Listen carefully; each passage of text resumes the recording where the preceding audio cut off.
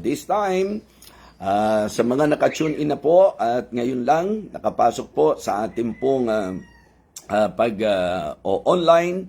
So nice po nating sabihin na tayo po ay tatalakay muli sa 7 huling wika ng Panginoon na hindi po ito yung nasa aklat na inyo pong kinuha mga kapatid o nabili, kundi ito pong 7 last words na ito ay another set ng message na naman kasi hindi natin mauubos talaga ang pagpapala sa salita ng Diyos. Ano po? So, alam natin na more than 2,000 years ago nang ang ating Panginoon ay bumaba sa lupa at ginanap ang pinakadakilang sakripisyo. At ito po ay ang bayad sa kasalanan ng sangkatauhan na sa magiging pananampalataya at pagkilala po natin sa Panginoong Hesus at sa kanyang ginawa na siya po ay namatay, nalibing at muling nabuhay.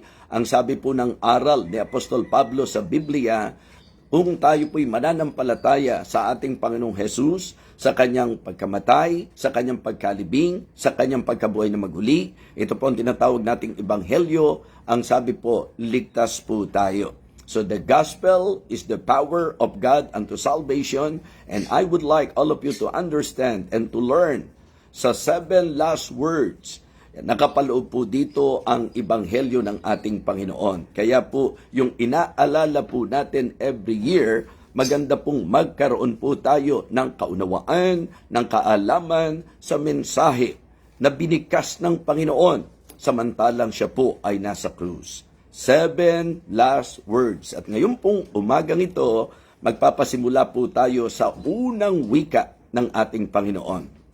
Ito po yung, Father, forgive them, for they know not what they do. Father, forgive them, for they know not what they do.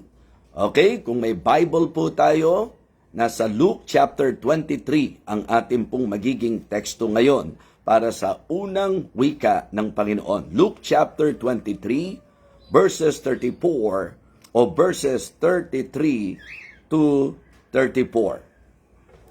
And when they were come to the place, which is called Calvary, there they crucified him.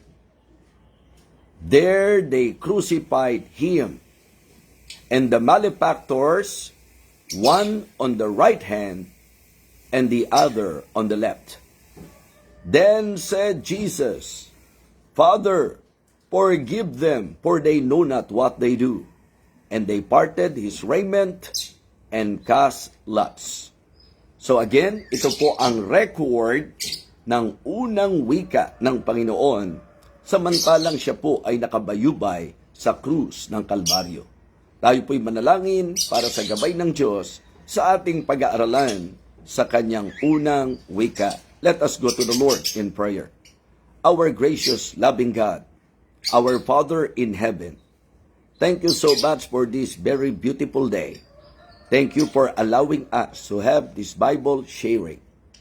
I pray, O Father, that you will continue to give me wisdom. Guide me, Lord, and please, puspusin mo po ako ng iyong banal na Espiritu.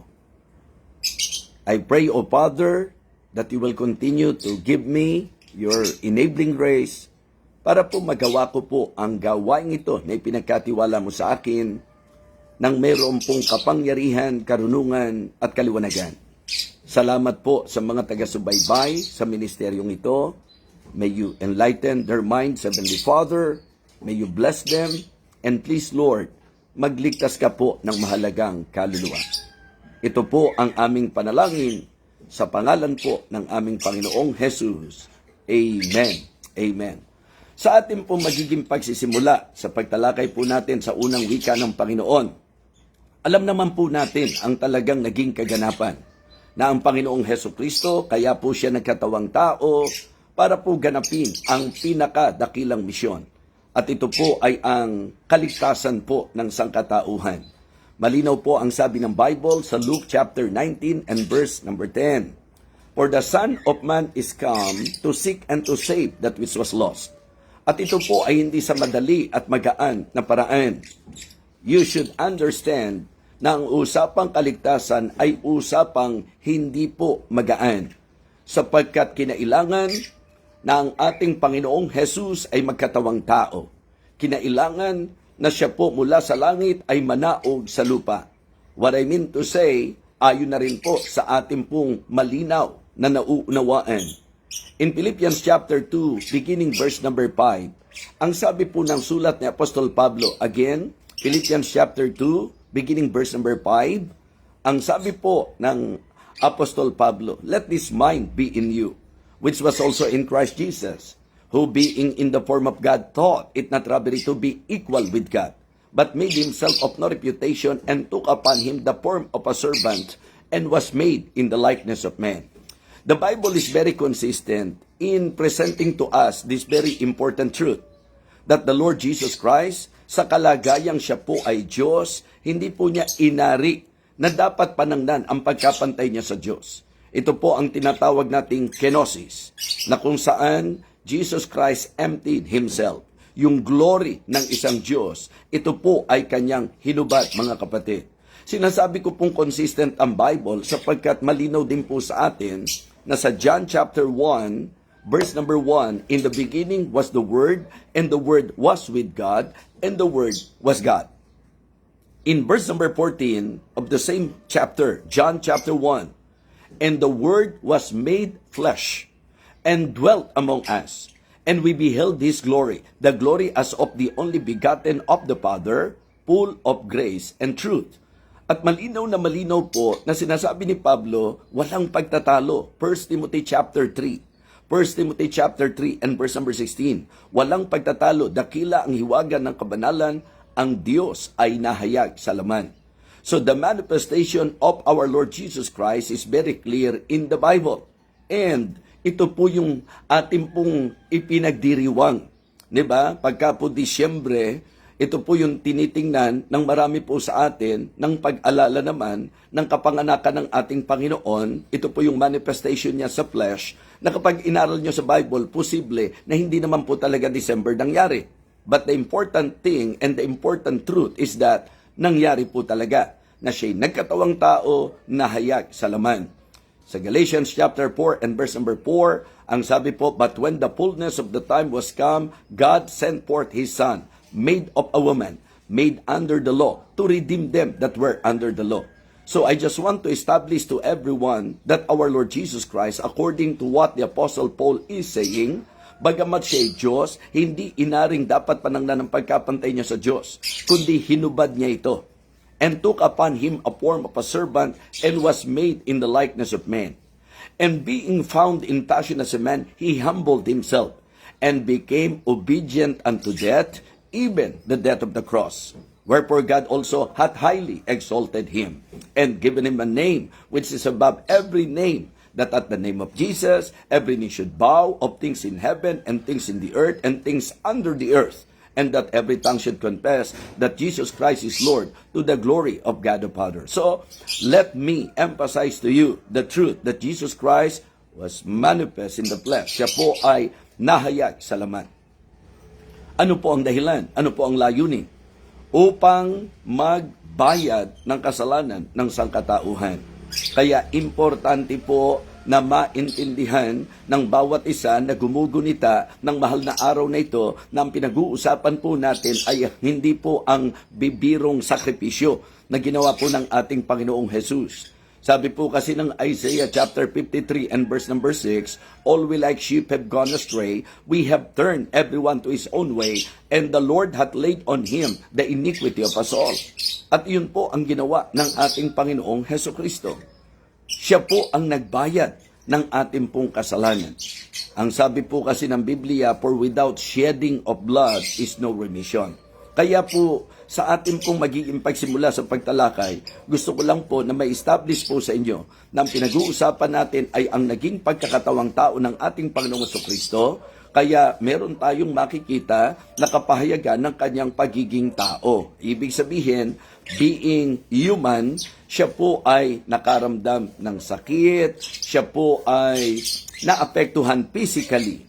Pero napakaganda po na sa ating pong magiging pag-aaral, muli nating balikan sa ating kaisipan yung nangyari po doon sa Calvary, sa Golgotha, mga kapatid, na doon po sa pangyayaring yon, makikita nyo po yung talagang kahit po ang history, magpapatunay po nito na talagang may pangyayari ng ating Panginoong Jesus. In fact, sinabi pa po na meron pang 2 kriminal na kasama niya na napako sa krus. Yes, kasi po, nung kanilang panahon, ang crucifixion po ang capital punishment.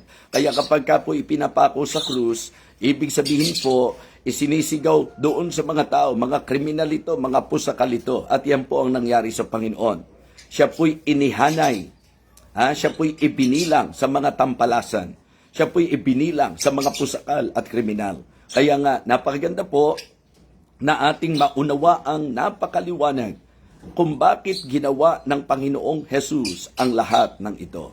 At samantalang siya po ay nakaranas ng hindi po bibirong hirap kasi hindi lang po siya nagpasa ng krus, siya po'y hinataw ng latigo ng hindi iilang beses na pagka po binigyang pansin po natin sa konsiderasyon ng klase ng latigong iniyataw sa kanya, ito po yung talagang masasabi nating humuhukay sa kanyang katawan at kumakayot sa kanyang laman.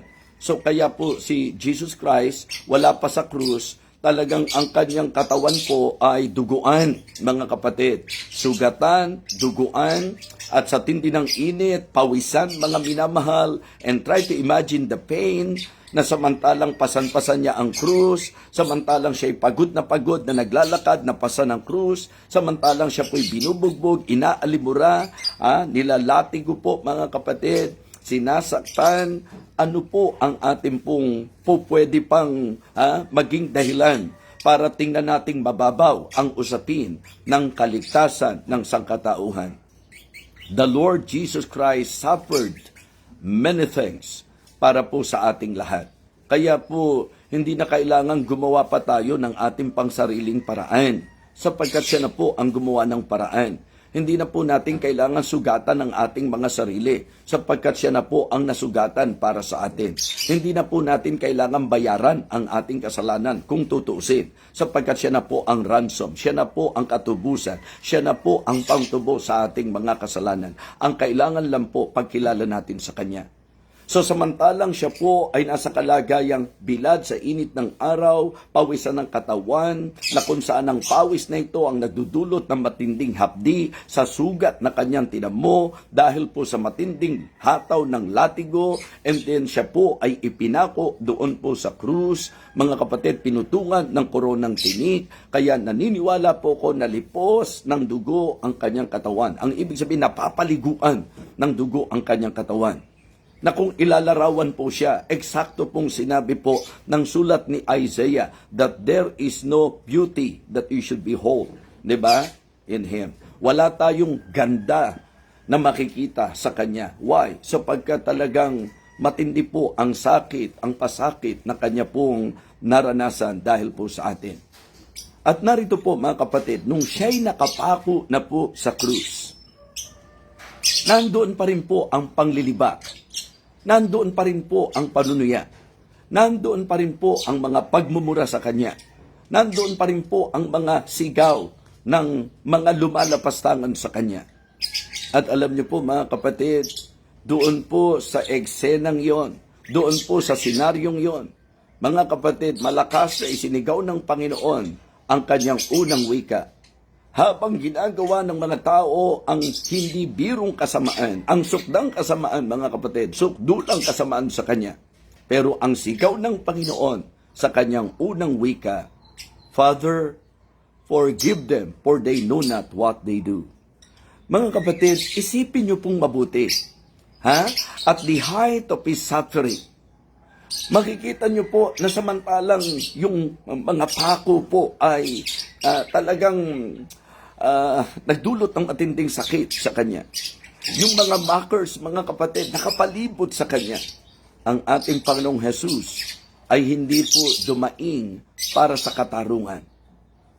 Ang Kanyang wika ay naglaman ng kapahayagan ng matinding awa.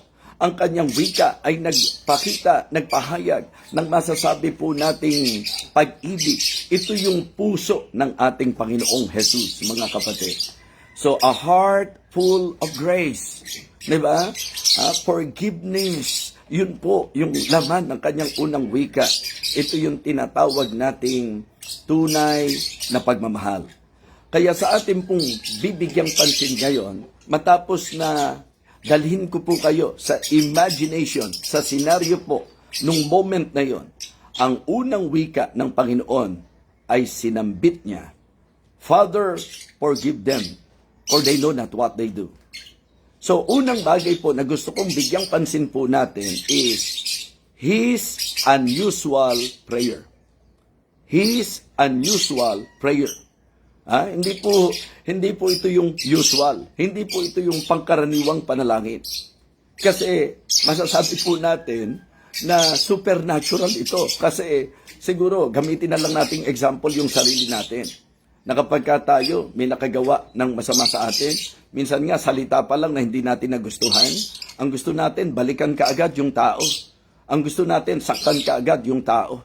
Ang gusto natin gantihan kaagad ang tao. Ang gusto natin talagang ipagdasal ang ikasasama ng tao. Yun po yung pagka-inaral nyo po at nagpakatotoo tayo, yun yung natural eh. Ang natural, lalo na kung may kakayahan ka, lalo na kung may kapangyarihan ka, nasa posisyon ka, nasa kalagayan ka, na kung gugustuhin mong gumante, magiging madali para sa iyo. Just try to imagine, our Lord Jesus Christ, po pwede niyang isigaw, Ama, magpadala ka ng mga anghel para lipulin ang mga taong ito. Po pwede pong ang kanyang kapangyarihan, kilala po natin siya, na talagang bago pa ang pagkapako sa kanya sa krus, how the Lord Jesus Christ manifested His power, yung mga kung paano po nagawa niyang magpadilat ng bulag, magpalakad ng lumpo, even bumuhay ng patay. Mga kapatid, yung miracles na ginawa ng Panginoon, manifestation na siya po ay makapangyarihan, pero mga kapatid, hindi niya ginamit ang lahat ng iyon upang puksain, upang lipulin, upang saktan, upang kanya pong parusahan yung mga tao. So, kaya for me, ang makikita natin sa kanyang unang wika ay yung hindi po karaniwang panalangin. His unusual prayer. It is supernatural. This is supernatural because yung natural na tayo, umamin po tayo mga kapatid, konting kaapihan lang, ang talagang gigil natin makaganti. Diba? Ibig sabihin, may mga tao nga hindi naman intensyon na nasaktan tayo, pero yung takbo ng isip ng isang natural na tao, gantihan. Kapag kayo po ay nasa inyo pong FB at medyo nagbabrowse po kayo, mga dadaan sa wall nyo po yan. Yung pong sa basketball lang po, pag nagkasakitan, talaga namang nauuwi sa suntukan. Di po ba? Sa kalsada po, pagka nagkagirian, hihinto pa po yan, hindi palalagpasin para makaganti. Yun ang natural ng tao. Now, isipin nyo pong mabuti ito. Ang ating Panginoong Jesus, sa kanyang masasabi po nating dakilang layunin ng pagparito sa lupa, ang ginawang pagtrato ng tao sa kanya ay hindi po matuwid at makatarungan. Yung pagpapakasakit, yung pagpapahirap, mga kapatid, yung pong lahat ng mga pananakit na ginawa po sa kanya. Hindi po ba sa natural at typical na tao, lalo na kung ikaw ay nasa kalagayan na talagang may kakayahan, hindi ba ang natural na takbo ng isip, ipagdasal natin o humakbang tayo ng masama sa mga gumawa ng masama sa atin? But here we can see, sa unang wika ng Panginoon, His unusual prayer. We can say that this prayer is a prayer of compassion. It is a prayer of compassion. Instead of cursing, di ba, His enemies, makikita nyo po, He cared for them. Imbis na sila po ay i-curse, He cared for them. Pinagmalasakitan po sila, mga kapatid. Kaya naman po, ang aral po niya sa Matthew chapter 5, di ba? Sa verse number 44, malinaw po yung sinabi doon, di ba? Sa Matthew chapter 5, kung mapapansin niyo po. Sa verse number 44, di ba sinabi niya, But I say unto you, love your enemies, bless them that curse you, do good to them that hate you, and pray for them which despitefully use you and persecute you. So makikita niyo po, this is unusual. And in the first saying of our Lord Jesus Christ, nakita natin, ito pong unusual prayer na ito. Yun ang kalooban niya. na ipanalangin natin yung mga umuusig sa atin, panalangin natin ang mga kaaway, ang mga gumagawa ng masama po sa atin. So I can say, it is a prayer of compassion. Not only that, we can also say that his prayer is a prayer of clemency. Diba? Awa talaga ang mararamdaman nyo eh. Ama, patawarin mo sila sapagkat di nila nalalaman ang kanilang ginagawa. So, alam niyo po yon, di ba? Yung idea po nung clemency. Yung bang parang dapat parusahan, binibigyan ng pardon, something like that. And that is exactly, we can feel when the Lord Jesus Christ said, Father, forgive them. Ibig sabihin, wag mo silang sintensyahan. Patawarin mo po sila. Di ba? He pleaded, mga kapatid, for pardon. Siya po ay nanalangin para po sa kapatawaran, para po sa kanila. Diba? Pardon, not punishment. Yan po ang kanyang masasabi nating pahayag ng puso sa kanyang prayer. Kaya para sa akin, ito pong prayer na ito ay prayer of Christ-likeness. Yes. Siya mismo, di ba? Yun ang tularan natin. Yung prayer na ito, yun ang Kristo talaga. Yun talaga siya, mga kapatid. Yan ang kanyang character. This reflects the very character of God na sa kabila ng sinasaktan, sa kabila ng inaalimura, sa kabila ng ginawa ng masama, ang prayer, mapabuti pa rin ang tao at hindi po mapariwara, mapahamak, mga kapatid. So, this reflects the very character of God. Diba? Yung Diyos na rich and mercy. Diba? At abundant sa usapan ng biyaya. Mga kapatid, we can see dito po sa kanyang unang wika that even in agony, ang isip niya mamagitan pa rin sa mga tao. Okay? Malinaw po kasi yan eh. Yun ang kanya pong naging kaisipan pa rin. Nahihirapan na siya, nasasaktan na siya, mahapdi na ang sugat niya, bilad siya sa araw, talagang nabibigin na siya sa dami ng mga tao na masasama ang pinagsasasabi sa kanya. Pero makikita niyo po sa unang wika, his unusual prayer. Father, forgive them. Not punish them, mga kapatid. Not curse them, not condemn them. Ang kanyang panalangin, forgive them. A prayer of compassion, a prayer of clemency, and a prayer of Christ-likeness. Napakagandang bagay na ating pong maunawaan. Again, just try to imagine, even in agony, his instinct, diba? Yung kanyang kaisipan, mga kapatid, ay ang masasabi nating katubusan pa rin po ng mga tao.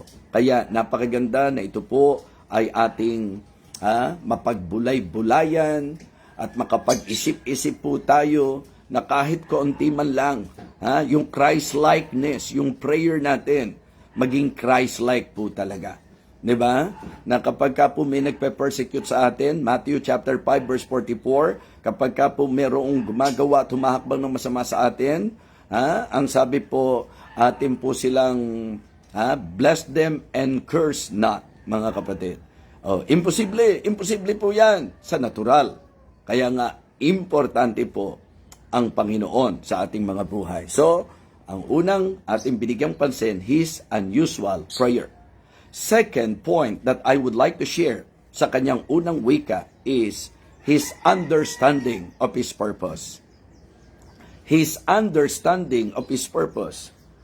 Bakit po niya ginawa yon? Bakit po niya sinabi yon?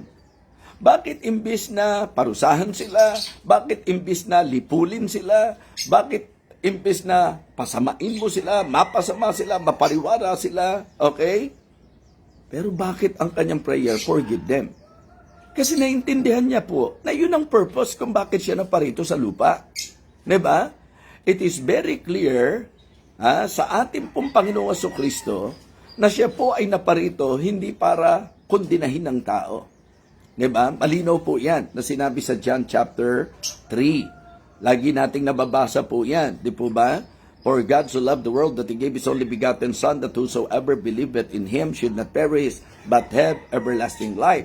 And then niliwanag po sa atin, 17:18, na hindi siya naparito para ikundina ang sanglibutan, kundi maligtas ang sanglibutan sa pamamagitan niya. So that is why, di ba, sa kanya pong unang wika, yun po ang mensaheng ipinarating niya. In fact, napakaganda pong makita natin na minakonvict. Di ba? When the Lord Jesus Christ said, Father, forgive them for they know not what they do. Marahil po, hindi malinaw sa mga tao yan sapagkat, alam nyo, using our imagination, nakakagulo yan eh. Diba? Paano mangyayari po na yung sinabi ng Panginoon makapangingibabaw? So, that we do not know. But again, ang ating pong mga gospel writers, nabigyang pansin po nila yan. Yung sinabi ng Panginoon. So, hindi ko po ma-imagine paano siya maririnig ng napakaraming tao. Pero naniniwala po ako na kung paano pong si Peter, nangaral po at ang mga apostol, na ang sabi po, 3,000 ang, di ba? 3,000 souls ang nasave. Mga kapatid, meron pong supernatural, di ba? Na pagkilos ang Panginoon para po marinig po sila. But the good thing about this, di ba, message, ang isang bagay na tiyak, meron po na-convict. Di ba? At yun po yung tatalakay natin bukas. Yung magnanakaw sa krus na na-convert, mga kapatid. Kasi narinig niya eh. Narinig po niya yung panalangin ng Panginoong Jesus. Father, forgive them for they know not what they do. Nakaka-excite tuloy. Na-share na po yung conversation ng dalawang kriminal na kasama po niya. Pero ako po naniniwala na medyo meron pong kinalaman yung sinabing kapatawaran ng Panginoon kung bakit na-move yung pong isang magnanakaw. Mga kapatid, mga minamahal, ang idinidiin ko po ngayon sa inyo, sa ikalawang puntos natin is His understanding of His purpose. Alam ni Jesus Christ kung ba't siya nandoon. Alam po niya kung bakit siya nakapako. Alam niya kung ba't niya nararanasan po yun, mga kapatid. So, alam nyo, mahalaga po na naiintindihan din natin yung ginagawa natin eh. Yung mga tao hindi naiintindihan, but Jesus Christ Himself, di ba? Ang ating Panginoong Kristo, very clear sa Kanya. Ibig sabihin, magandang mapansin po natin that Jesus recognized the deeper reality behind their actions. Ibig sabihin, naiintindihan po niya, higit doon sa ginagawa nila, yun talagang bagay na ginagawa niya. Okay? So, unang bagay na gusto ko mapansin po niya natin dito, di ba? Jesus saw their ignorance. Di ba? So, Jesus saw and even stated their ignorance. Father, forgive them, for they know not what they do. Kaya isang bagay po na magandang tumatakbo rin minsan sa isip natin, bagamat ang ignorance, hindi po excuse yan, pero makikita nyo po, ipinaliwanag po sa atin ng Biblia. Maganda po yung sinabi sa 1 Corinthians chapter 2. Kung may Bible kayo, 1 Corinthians chapter 2. Okay? So, ang sabi po doon sa verse number 8, okay? Verse number 7, but we speak the wisdom of God in a mystery, even the hidden wisdom which God ordained before the world unto our glory. Sa verse number 8, sabi niya, which none of the princes of this world knew, for had they known it, they would not have crucified the Lord of glory.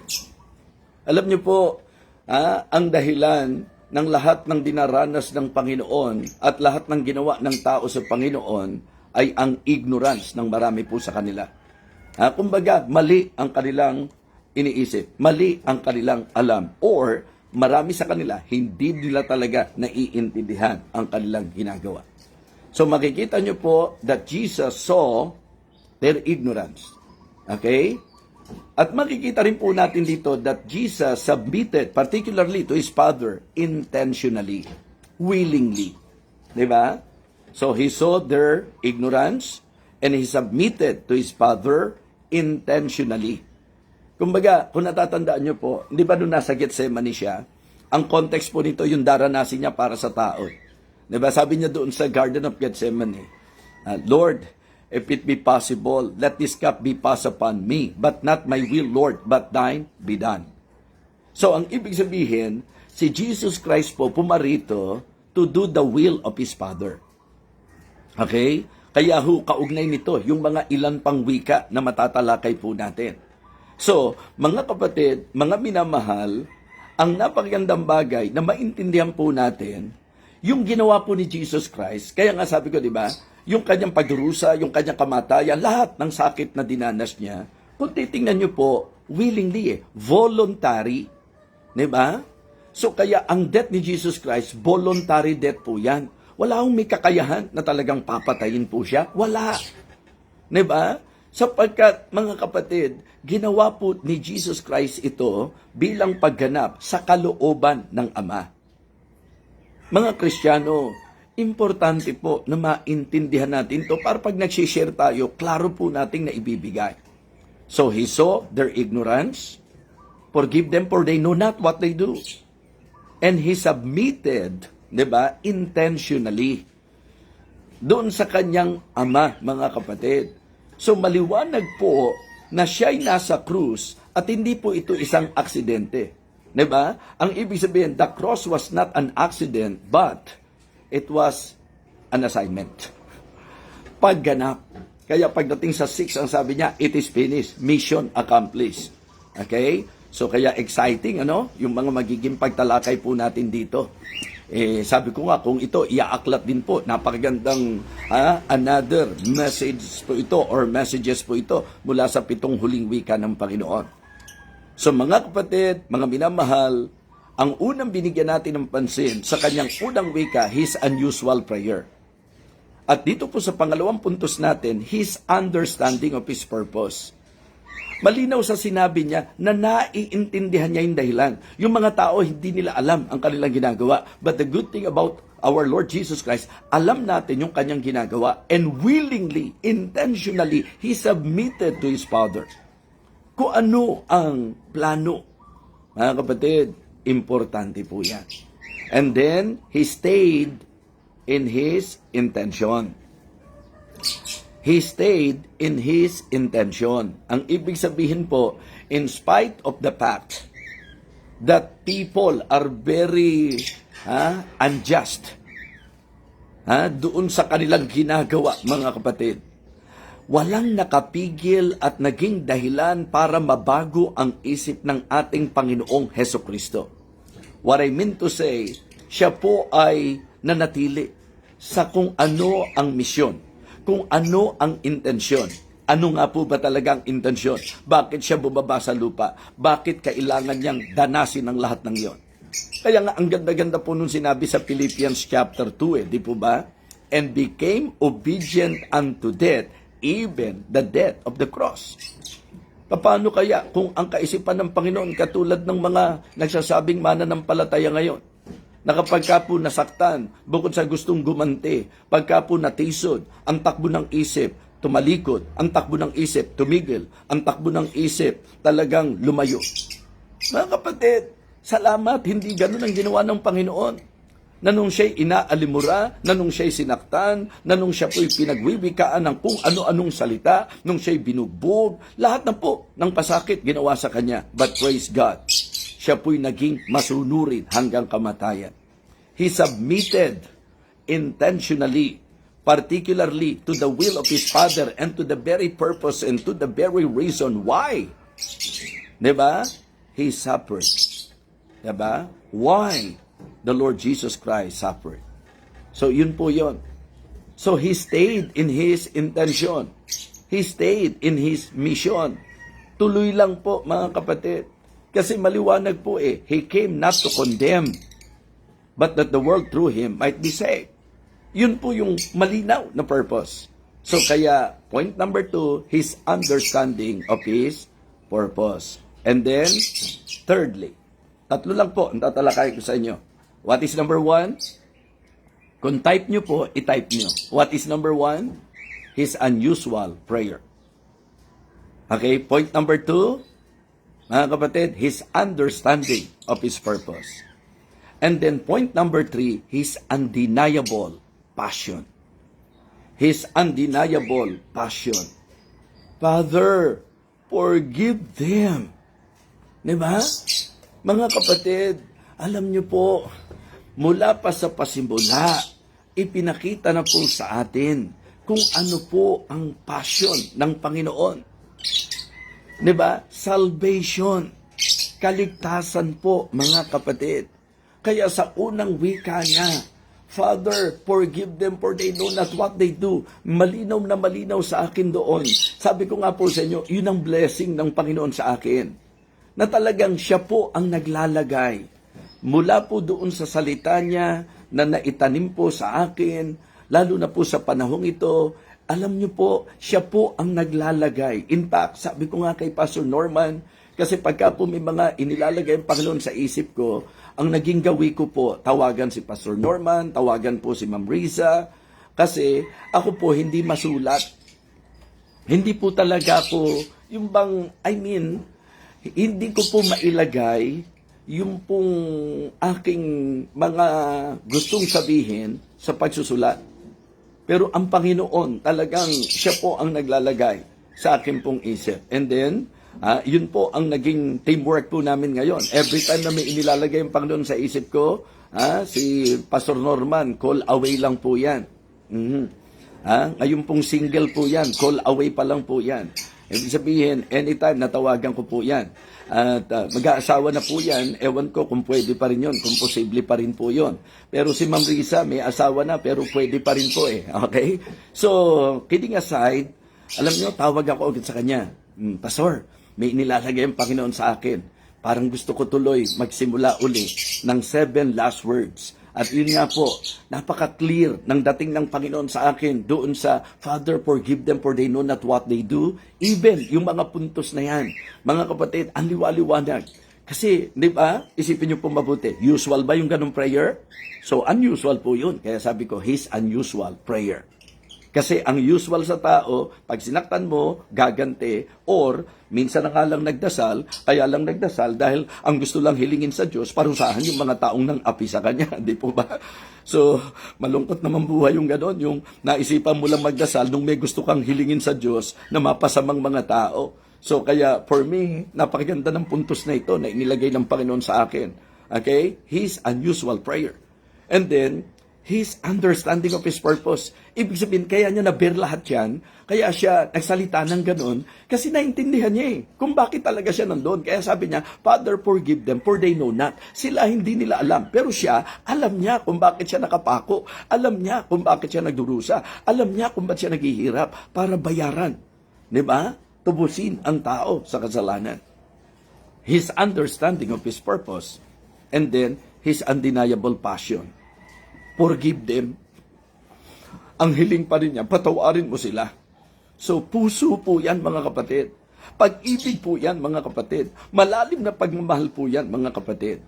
Ito po ay nagpapakita at nagpapahayag ng napakalalim na pagmamahal ng Panginoon sa atin. In fact, hindi ba, yung pong John 3:16, yung Ama mismo, for God so loved the world. Si Jesus Christ naman, sabi ni Pablo, kasi sa John 3:16, yung Ama po yun eh. Di ba? Ang sabi po ng John 3:16, for God so loved the world, referring to the Father, for God so loved the world that He gave His only begotten Son. At nilinaw ko po sa inyo doon, na yung salitang so, yung 2-letter word na so, nagbigay ng matinding weight sa ipinipicture na pagmamahal ng for God so loved the world. Di ba gumamit pa nga ako ng illustration doon na tayong mga Tagalog, pag ginamit natin yung salitang gayon na lamang, ang ibig sabihin nun, walang sapat na sukat. So kaya ang love of God, immeasurable, incomparable, and incomprehensible. Mahirap maintindihan, hindi masusukat mga kapatid. Di ba? Hindi masusukat at walang kapantay, walang katumbas, walang kapara. Yan po ang pag-ibig ng Panginoon. Now, hindi lamang ang Ama, the Lord Jesus Christ Himself. Talagang yung kanyang pagmamahal, hindi rin po madali, napakalalim po. Romans 5:8. But God commended His love toward us in that while we were yet sinners, Christ died for us. The same concept, ito po yung 2 talatang kinonsider ko. And do you think Jesus Christ will give Himself kundi malalim ang pagmamahal niya po sa atin? Di ba? So, mararamdaman po natin His undeniable passion. Kaya ang unang wika ng Panginoon, nagpapadama ng malalim na pag-ibig ng Diyos, ito po yung kanyang hindi po maitatangging pagmamahal. Okay? His undeniable passion, mga kapatid. A passion that suffers. Yung pagmamahal na talagang nagtiis. handang magtiis, handang maghirap, mga kapatid. He endured pain without retaliation. Hindi niya po ibinuka ang kanyang bibig, mga minamahal. Kaya nga sabi ko, kaya pala pag kami gustong ituwid ang Panginoon, ang karaniwang leading sa atin, Hebrews chapter 12, yung verse number 2, ang dami-dami mong dinadahilan, tatalikod ka, iiwanan mo siya, ang dami-dami mong dinadahilan, samantalang ang problema talaga, hindi yung dahilan mo, kundi yung maling focus mo. Kasi kung tama ang focus mo, ang linaw ng sabi ng Bible, looking unto Jesus, the author and the finisher of our faith. Minsan doon lang natatapos yung iba, uy, si Jesus Christ, siya ang author and finisher of our faith, kaya sa kanya tayo tumingin. Pero mga kapatid, you should understand clearly and completely kung ano po yung sinabi, looking unto Jesus, the author and the finisher of our faith. Anong karugtong? Who for the joy that was set before him, endured the cross, despising the shame. Ganon katindi ang ginawa ng Panginoon. Ang tawag diyan, passion. Love. Yan po yan, mga kapatid. A passion that suffers and a passion that seeks. Diba? Yung tindi ng passion niya, hirap na siya. Ang talagang gusto pa rin niyang makarating, ang inahanap pa rin niya, mga makasalanan sa ikaliligtas. Diba? Hindi siya pumunta. Kaya nga sabi ng Bible, nung yung mga Pariseyo po, nagbubulong-bulungan, kasi si Jesus Christ nakikihalo noon sa mga publican, sa mga makasalanan, sa paningin ng mga tao. Pero anong sabi ni Jesus Christ? Nung naulinigan po niya yan, hindi po maparito ang doktor para sa mga walang sakit, kundi sa mga may sakit. Gayon din naman, ang anak ng tao hindi na parito para sa mga matuwid, kundi para sa mga makasalanan sa ikapagpapatawad. Mga kapatid, mga minamahal, very clear na nakabayubay na siya, nahihirapan na po siya, ang tibok ng kanyang puso, ang takbo ng kanyang isip ay ang kaligtasan ng tao. A passion that seeks. Okay? And also a passion that saves. A passion that saves, mga kapatid.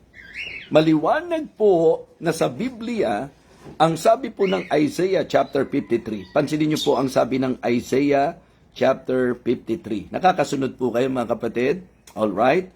Ang sabi po sa verse number 5, but he was wounded for our transgressions. He was bruised for our iniquities. The chastisement of our peace was upon him, and with his stripes, we are healed. Ang kagalingan po natin ay ang naging sugat ng ating Panginoon. Ang kaligtasan po natin ay sa naging kamatayan ng ating Panginoon. So, ang ibig sabihin po, yung ikatlong wika niya, mararamdaman niyo po at naghahatid ito ng mensahe patungkol sa kanyang hindi maitatangging pagmamalasakit, pagmamahal, at tibok ng puso para sa atin. His undeniable passion, mga kapatid.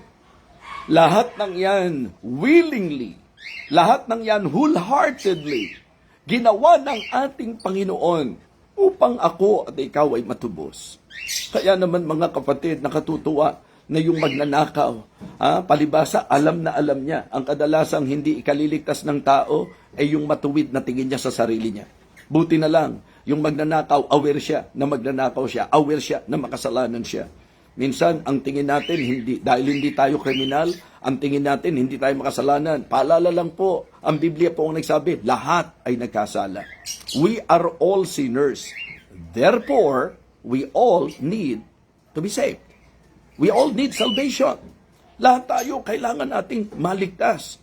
At yan po ang gusto kong sabihin sa inyo. The very heart of this ministering. Ang reason kung ba't ako nilid para sa 7 last words. Because I believe ito'y magandang pagkakataon, Kristiyano. Listen very carefully and try to understand the message so that you can share this message sa mga kaibigan mo, sapagkat ang mensahe ng mahal na araw ay ang kaligtasan.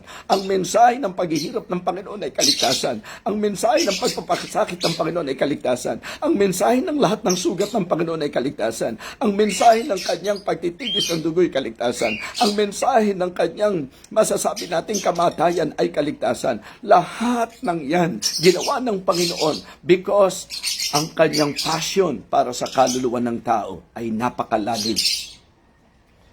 Kaya kahit na po taon-taon alalahanin natin ang sakripisyo ng Panginoon, kung hindi po natin bibigyang lingap at pansin ang pag-ibig niya, kung hindi po natin kikilalanin ang ginawa ng ating Panginoong Kristo, na siya po ay namatay, na siya po ay nalibing at siya'y muling nabuhay, at lahat ng iyon ginawa po niya, sapagkat yun lang ang makapagliligtas po sa atin. Ang kaligtasan po ay sa pamamagitan ng ating Panginoong Kristo. Huwag mo nang sugatan ang sarili mo. Huwag ka nang magpapako sa krus. Huwag ka nang magpahampas. Huwag ka nang magpenitensya. Sapagkat lahat ng yan, mga kapatid, pag inaral niyong mabuti, parang naiinsulto po natin ang Panginoon. Bakit? Sapagkat hindi ganyan kababaw ang tiniis ng Panginoon. Diba? Magpipinitensya tayo para bayaran? Anong ibig mong sabihin? Para ka ding yung tao na kung saan may nagmalasakit sa iyo, hindi. Ako ang magbabayad. Parang ganun po ang gusto nating sabihin. Mga kapatid, ang problema, walang sino mang may kakayahan para iligtas ang kanyang sarili. The only way para ang tao po'y masave ay ang pagtiwalaan at kilalanin ang pagbabayad na ginawa ng ating Panginoon. So the message of our first saying is salvation, forgiveness, kapatawaran sa ating pong mga kasalanan.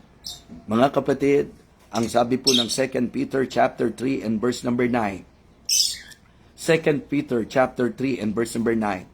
The Lord is not slack concerning His promise, as some men count slackness, but is long suffering to usward, not willing that any should perish, but that all should come to repentance. Kahit yung mga nanglilibak sa Kanya, kahit yung mga nanakit sa Kanya, kahit yung mga tao na kung ano-anong pang-aalipusta ang ginawa sa Kanya, ang tibok ng puso ng Panginoon ay ang kanilang kaligtasan. Kaibigan, ito po ang puso ngayon ng inyong lingkod. The reason why I am sharing this message to you, because I want you to feel the heart of our Lord Jesus Christ, that the reason of His sufferings, the reason why He sacrificed Himself, it is because of His passion, of His love, of His desire, na ako at ikaw ay maligtas. Kaya ito po yung magandang pagkakataon.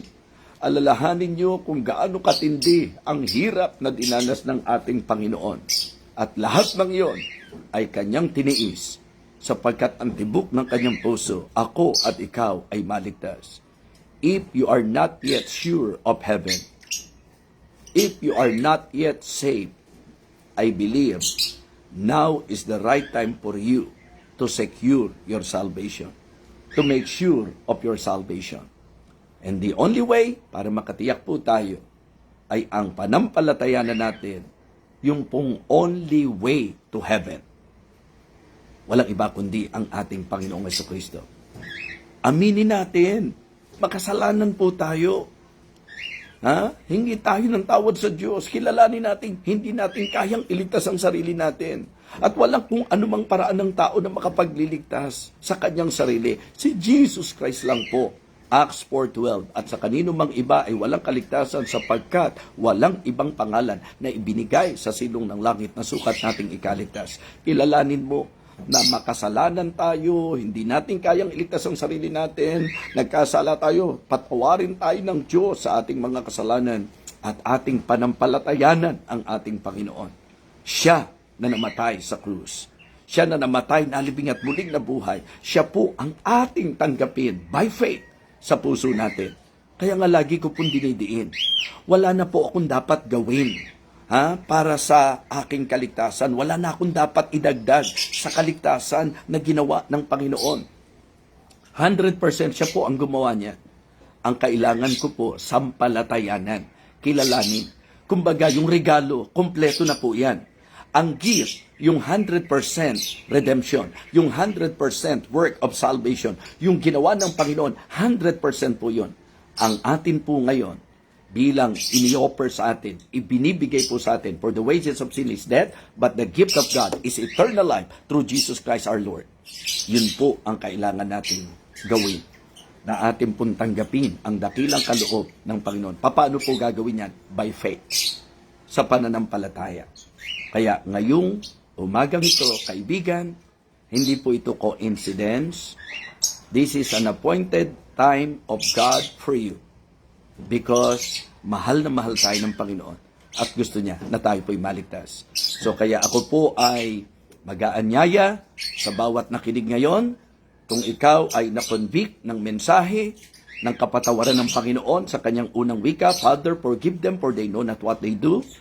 Ikaw po ay inaanyayahan ko na tumawag tayo sa Diyos. Hindi po yung panalangin ang makapaglilikas, kundi yung pagkilala sa Diyos na ating tatawagan sa ginawa niya para sa atin. Kung nais niyo pong maligtas, kung nais niyo pong matiyak ang inyo pong kaligtasan, buhay na walang hanggan, sumunod po kayo sa panalangin ito. Diyos po ang ating tawagan. Gagabayan ko po kayo sa panalangin at mataimtim, tumawag po tayo sa Diyos. Kung nais mong tanggapin si Jesus by faith, hindi pakiramdam ha, pananampalataya, sumunod po kayo sa panalangin ito. Dakilang Diyos, salamat po sa iyong salita at salamat po sa iyong dakilang sakripisyo. Salamat po sa lahat ng iyong ginawa para sa aming ikaliligtas. Inaamin ko po na ako'y makasalanan. Hindi ko po kayang iligtas ang aking sarili. Patawarin mo po ako, O Diyos. Pinagsisisihan ko po ang lahat. At ngayong sandaling ito, kinikilala po kita. Tinatanggap kita ngayon sa aking puso bilang aking tagapagligtas. Salamat po sa buhay na walang hanggan. Buong pananampalataya, ikaw ang aking tagapagligtas. Kinikilala kita na ikaw ang tanging tagapagligtas. Salamat po sa buhay na walang hanggan. Salamat po sa katiyakan ng langit. Salamat po sa sakripisyo mo at kaloob mo na kaligtasan para sa akin. Buong pananampalataya, ito po ang aking panalangin sa pangalan po ng aming Panginoong Jesus. Amen. Amen. Kaibigan, marahil sinasabi mo, napakasimple naman, napakagaan naman. Kung inunawa mo po ang pinag-aralan natin, hindi po magaan. Sapagkat hindi biro ang sakripisyo at ang pagdurusa na dinanas ng Panginoon para hindi maging mahirap sa atin ang kaligtasan. Ang pananampalataya sa Kanya, ang susi, mga kapatid. Kaya kung ikaw ay tumawag sa Diyos, na katulad ng magnanakaw sa krus, natatalakayin po natin bukas, kaya huwag niyo pong i-miss. Manghihinayang po kayo. Huwag niyo pong i-miss. Napakaganda po ng mensahe ng 7 huling wika ng Panginoon. Kaya kung ikaw ay totoong nanampalataya, totoong by faith tinanggap mo si Jesus Christ, pangawakan mo ang kanyang pangako. Hindi ka na mapapahamak. Meron kang buhay na walang hanggan. At ikaw ay tiyak na anumang oras mamatay, ayon sa pangako ng Diyos, ikaw ay makakasama at makakapiling niya sa langit. Mga kapatid, mga minamahal, patuloy niyo pong i-share ang mga messages na ito. At ang atin pong hiling, magkaisang puso po tayo na atin pong maipaalam, maipaabot sa lahat ang mensahe ng 7 huling wika ng Panginoon. Again, ang kanyang unang wika, Father, forgive them for they know not what they do. His unusual prayer, His understanding of His purpose, and His undeniable passion. Let us pray. Thank you so much, Heavenly Father, for your guidance. Thank you for your word. Thank you for the wisdom. Thank you even for the filling of the Holy Spirit. Lord, I pray that you will continue to bless this ministry and may you continue to reach more souls, Panginoon. At kung meron pong mga sumunod sa panalangin na talagang tumawag sa iyo, na ipinahayag ang kanilang pananampalataya, nawa, Panginoon, sila'y magpatuloy po sa iyo at sa iyong salita. Ito po ang aming panalangin sa pangalan po ng aming Panginoong Jesus. Amen. Amen. Sa lahat ng mga totoong nanampalataya, sa mga totoong tumanggap sa Panginoon, panghawakan niyo po ang kanyang pangako. And I want to encourage you na sana po humanap tayo ng local Baptist church na kung saan nagtuturo at nagpapahayag sa bukas na paraan ng salita ng ating Panginoon.